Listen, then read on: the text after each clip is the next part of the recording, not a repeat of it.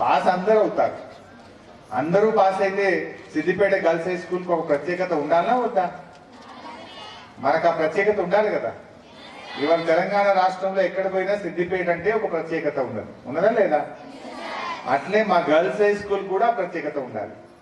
మా పిల్లలు పాస్ కాదు, మా పిల్లలు డిస్టింక్షన్ లో పాస్ అయ్యారు, మా పిల్లలు 10/10 లో పాస్ అయ్యారు, మా పిల్లలు ఫస్ట్ క్లాస్ లో పాస్ అయ్యారు అన్నంత గొప్పగా మీరు చదవాలని నా కోరిక. మీరు నాకు ఇచ్చే రిటర్న్ గిఫ్ట్ ఏంటి? ఎగ్జాక్ట్లీ. సో మీకు ఇంత మంచి కంప్యూటర్ ల్యాబ్ ఇచ్చాను. మీ హెడ్ మాస్టర్ గారు మళ్ళీ నాకు పెద్ద లిస్ట్ ఇచ్చాడు ఇంకేమేం కావాలో. సరే నేను ఇస్తాను అవన్నీ, తప్పకుండా కష్టపడి ఒక రోజు ఎనుకో ముందో తప్పకుండా వాటిని మీకు తేవడం కోసం ప్రయత్నం చేస్తాను. ప్రొవైడెడ్ మీరు 10/10 తెస్తే ఇస్తా, 100% రిజల్ట్ తెస్తే ఇస్తా. తెస్తారు కదా? 10th పిల్లలు ఒక్కసారి చెయ్యొద్దండి. వైనిత ప్రియదర్శినికి నా హృదయపూర్వకమైన అభినందనలు.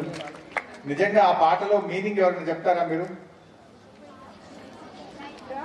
జలమే జీవనానికి మూలం, అంతేనా? ఉదయాన్నే లేచినప్పటి నుంచి రాత్రి నిద్రపోయే వరకు నీళ్లు లేకుంటే మన జీవితం కదా. మనం తినే ఆహారం, వ్యవసాయానికి ఏం కావాలి? పరిశ్రమలకు ఏం కావాలి?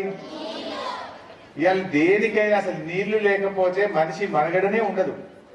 అదే ఆ పాటలో తను చెప్పింది, జలమే జీవనానికి మూలం. జీవనం. నైబర్స్ ఇంట్లో కానీ మీ ఫ్రెండ్స్ ఇంట్లో కానీ నల్లా ఎక్కడైనా నీళ్లు వృధాగా పోతే వెంటనే మీరు దాన్ని కట్టేయాలి, వాళ్ళకి చెప్పాలి, don't waste the water, water is precious అనే విషయాన్ని మీరు అందరికీ ఎక్స్ప్లెయిన్ చేయాలి, చెప్పాలి.